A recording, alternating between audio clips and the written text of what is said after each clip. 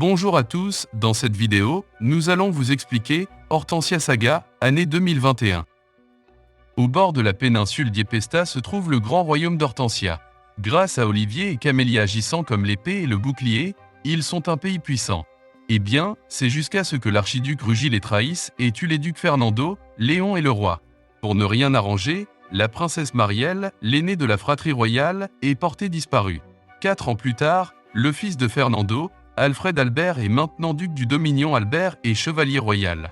Il est accompagné de son écuyer et page, Marius Castered, le garçon que Sir Maurice Baudelaire, frère de Fernando et oncle d'Alfred, avait sauvé pendant la rébellion. Ensemble, ces deux guerriers façonneront l'avenir du royaume d'Hortensia, en quelque sorte. L'année est 771 de la nouvelle ère sainte et le nouveau seigneur d'Albert Dominion, le duc Alfred Albert, mène ses forces vers Erpaitz. Une zone où l'armée hortensienne est actuellement piégée par les forces caméliennes. Avec son écuyer, Marius, et son vassal et entraîneur, Sir Maurice, le groupe dirige ses troupes pour sauver les soldats hortensiens piégés. Arrivé sur les hauteurs, le groupe ne trouve rien d'autre qu'un tas de cadavres, un massacre. Alfred recherche des survivants et voit 2 soldats qui se cachent derrière un grand affleurement. Mais avant qu'ils ne puissent faire quoi que ce soit, il mange un tas de flèches provenant directement des unités d'archers d'élite de Camélia. Alfred veut toujours secourir les 2 soldats, mais une unité de Caméliens leur tend une embuscade. Alfred et Marius se battent contre les foules de Caméliens et parviennent à les tuer. Mais dès que les survivants commencent à s'éloigner, 2 flèches arrivent par derrière, les tuant tous les 2. Le commandant ennemi apparaît au sommet de l'affleurement et c'est Roi Bachelot, un commandant de troupes Camélien roux et un archer d'élite. Alfred et Marius confrontent Roi, lui demandant pourquoi il doit tuer les survivants.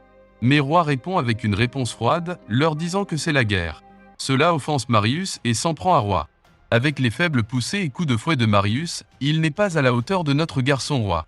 Il fait ressembler son arc énorme à un fusil de chasse à longue portée, alors qu'il tire sur Marius à bout portant. Alfred vient en aide à Marius, mais Roi le bête également. Alors que Roi est sur le point d'abattre les 2 guerriers, Sir Maurice jette sa hache et sauve les garçons. Et puisque leur objectif est atteint, Roi ordonne à ses forces de battre en retraite, quittant immédiatement le champ de bataille.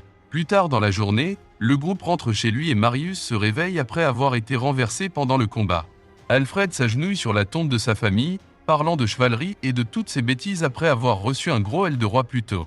Marius retrouve Alfred et les 2 se disent qu'ils vont devenir plus forts pour protéger leurs proches. Magonia est un paradis mythique qui a ce pouvoir grandiose et suprême qui peut accorder à n'importe qui ce qu'il souhaite. Un mois s'est écoulé depuis la bataille des hauteurs de l'Herpe.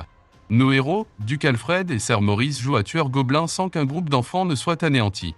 Tandis que Marius et Nonoria font le travail de jambes de porter des fleurs et des herbes. Marius et Nonoria arrivent dans l'un des villages, Maurice et Alfred arrivant avec quelques minutes de retard. Le groupe voit 2 enfants se quereller à propos d'un monstre métamorphe caché à l'intérieur de la grotte de tronc non loin du village. Le groupe salue les enfants et leur dit de ne pas trop s'éloigner du village à moins qu'ils ne veuillent que le sol soit leur lit permanent. Après avoir visité le village, le groupe retourne au manoir et Alfred dit à tout le monde qu'il devrait vérifier la grotte. En arrivant à la grotte, le groupe d'Alfred se bat contre les gobelins tandis que Nonoria se précipite vers la grotte parce que la mère de l'un des enfants est allée plus tôt dans la grotte en solo. À l'intérieur de la grotte, Nonoria trouve le garçon perdu du village plus tôt, mais les 2 sont piégés alors que les monstres envahissent leur position. Alfred, Marius et Maurice arrivent juste à temps pour les sauver. Avant de partir, le groupe vérifie la partie incandescente de la grotte, se retrouvant à l'embouchure de la source légendaire de la grotte. Là, ils trouvent l'apparition d'un loup-garou, qui attaque à la fois Alfred et Marius. Alfred riposte et attaque le loup-garou, rongé par une rage aveugle, mais Maurice l'arrête. En raison du traumatisme royal et de la peur que le loup-garou qui a tué son père avait induit en Marius, elle tombe inconsciente dans les eaux de la source. Alfred sauve Marius et le groupe quitte la grotte, l'enfant est en sécurité et le groupe retourne au village, réunissant l'enfant avec sa mère. Le lendemain, Alfred et Maurice repartent vers la capitale pour répondre à la convocation du capitaine Georg Dalma, commandeur de l'ordre ecclésiastique. Le capitaine Georg leur dit d'enquêter secrètement sur le village de Pétale, qui est actuellement en quarantaine en raison de la peste pétridermique qui sévit partout. Dans le cadre de l'ordre ecclésiastique, Georg leur dit qu'il ne peut pas vraiment convoquer une réunion d'urgence pour le moment. Il y a 4 ans, le vénéré pape Alexis Valdebron a couronné l'enfant prince Charlot d'Hortensia comme souverain légitime du royaume, devenant ainsi son régent. Nous l'appellerons simplement Pope Lebron car son nom est assez difficile à retenir. Depuis, son pouvoir politique commence à s'étendre. Les chevaliers ecclésiastiques ont fait des choses assez désagréables dans tout le royaume et le capitaine Georg essaie d'obtenir des preuves à ce sujet. Il leur dit qu'il pourrait y avoir quelque chose dans le village de Pétale qui vaut la peine d'être recherché. C'est ainsi qu'Alfred et Maurice acceptent de visiter le village, allant chercher Marius en cours de route. Arrivé au village, le groupe voit immédiatement le blocage construit par l'ordre. Tout en regardant autour de lui, le groupe entend quelqu'un faire un test d'ambiance et se précipite vers l'endroit d'où provient le son. Au milieu de la horde de monstres mangeurs de chair, un homme armé d'une lance saute du groupe de morts-vivants qui le coince, se retirant à une distance de sécurité. Un escroc redit à Marius de faire le chant d'incantation pour geler les morts-vivants sur place, mais cela n'a aucun effet, les poussant tous à attaquer Marius. Maurice se précipite et sauve Marius, tandis qu'Alfred s'occupe des autres morts-vivants. Un par un, les morts-vivants succombent à l'escrime magistrale d'Alfred. Après avoir vaincu les zombies, le lanceur leur demande qui ils sont et ce qu'ils font dans le village. Marius lui dit qu'ils sont de l'église orthodoxe, ce qui met le gars en colère. Le type s'en prend à Marius, mais Maurice l'arrête. Et donc il part à la place, les avertissant de ne pas se mettre en travers de son chemin. Poursuivant leur enquête, le groupe trouve son chemin dans l'église du village. Là, il trouve le même homme plutôt en deuil pour ses voisins. Maurice demande son nom et l'homme se présente comme De Flotte danois. De Flotte apprend de Maurice ce qui s'est passé et pourquoi il y a des morts vivants dans son village. Le groupe continue sa recherche et en entrant dans l'église, il trouve le journal du prêtre. Le journal révèle que De Flotte est le fils du curé du village qui s'est enfui quelques années avant l'épidémie. Après avoir appris le sort de son village, De Flotte et le groupe sortent pour pleurer. Mais elles tournent court lorsque les chevaliers ecclésiastiques arrivent pour les arrêter. Le commandant ordonne aux chevaliers de les attaquer, mais Alfred arrête l'un des chevaliers, leur disant que c'est le droit de Flotte de pleurer ses voisins décédés. Avant même que les épées d'Alfred et de l'ordre ne puissent se croiser, un grand zombie aux pattes d'araignée apparaît et saute sur les chevaliers, les retirant de la scène. Maintenant, le groupe devra faire face à Ragnakadakilukin ASS. Alors Alfred, De Flotte et Maurice attaquent simultanément le mec araignée zombie, mais les capacités de régénération du monstre sont folles. Alors Marius récite à nouveau les rites des morts, mais cette fois-ci, il a la bonne fleur. Le chant fonctionne enfin et brûle le monstre, donnant à Alfred et De Flotte suffisamment de temps pour le faire tomber. Après le combat, Alfred et le gang aident De Flotte à nettoyer le cimetière de son village, le recrutant par la suite. Alfred, De Flotte, Marius et Maurice retournent tous dans la capitale pour rendre compte au capitaine Georg de leur découverte. Sur leur chemin, le groupe trouve une caravane détruite. En regardant à l'intérieur d'un des wagons, Alfred trouve les jumeaux d'Airan cachés dans la cargaison. Alfred emmène les enfants et repart pour la capitale. Le gang arrive à la capitale et rencontre le capitaine Bertrand, un autre capitaine des chevaliers royaux. Le capitaine dit à Alfred d'emmener les enfants à l'orphelinat et Alfred ordonne donc à Marius et De Flotte d'accompagner le capitaine Bertrand sur place. En marchant, les jumeaux disparaissent et Marius ne remarque pas leur absence.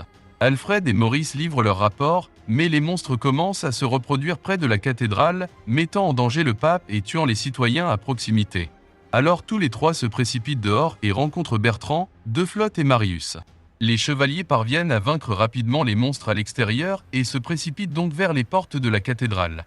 Seulement pour découvrir que les jumeaux qu'Alfred a sauvés hier sont ceux derrière l'invocation du monstre. Réalisant son erreur, Alfred lève son épée contre les assassins caméliens, mais les jumeaux tirent un projectile vers le groupe, détruisant leur initiative.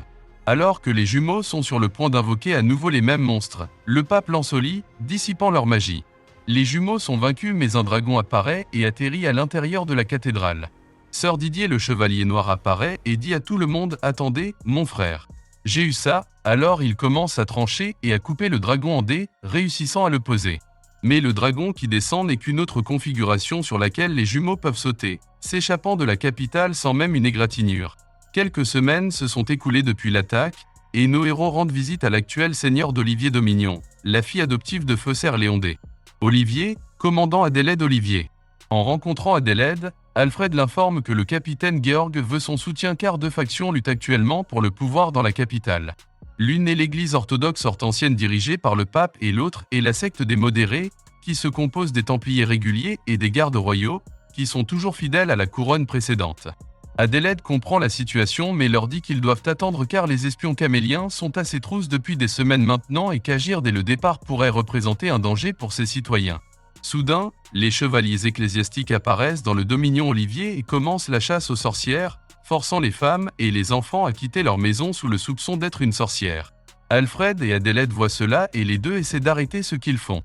Sir Didier apparaît et demande à Adélaïde pourquoi elle cherche toujours la princesse Marielle, l'accusant que son plan est probablement d'utiliser la princesse pour ses intérêts, levant son épée contre elle. De Flotte et Marius ne supportent pas ces conneries et entrent rapidement en action, gardant les femmes accusées. Cependant, alors qu'Alfred est sur le point de tirer son épée, Didier l'avertit que cela fera de lui l'ennemi de l'Église. Adélaïde leur propose de la prendre à la place car c'est elle qu'il essaie d'incriminer de toute façon. Mais dès qu'elle est prise, le même dragon apparaît et les forces caméliennes envahissent le royaume. Adélaïde dit au chevalier de la libérer car sa capture signifie pointer une épée droite sur le cou de la capitale. Didier accepte et dit au chevalier de la libérer. Et ainsi Adélaïde mobilise rapidement ses forces pour repousser l'invasion, avec l'aide des chevaliers de l'ordre et du groupe d'Alfred. Roi Bachelot apparaît une fois de plus et Adélaïde l'affronte. Alfred et Marius les voient se battre et se précipitent vers son aide en essayant de 3 vs. Un roi qui ordonne simplement à tout le monde de battre en retraite. Puis il prétend avoir tout fait pour protéger Adélaïde et s'en va. Alors que la bataille se termine, Didier et les chevaliers font toujours Adélaïde prisonnière, mais Alfred se dispute à Adélaïde pour prouver sa loyauté envers le royaume en défendant Olivier. La prendre maintenant sera une condamnation à mort dans le futur. Didier comprend la logique derrière les paroles d'Alfred et accepte de la laisser tranquille, mais lui dit qu'elle n'est pas encore complètement tirée d'affaire. Nous sommes arrivés à la fin de cette vidéo, merci d'avoir regardé, au revoir.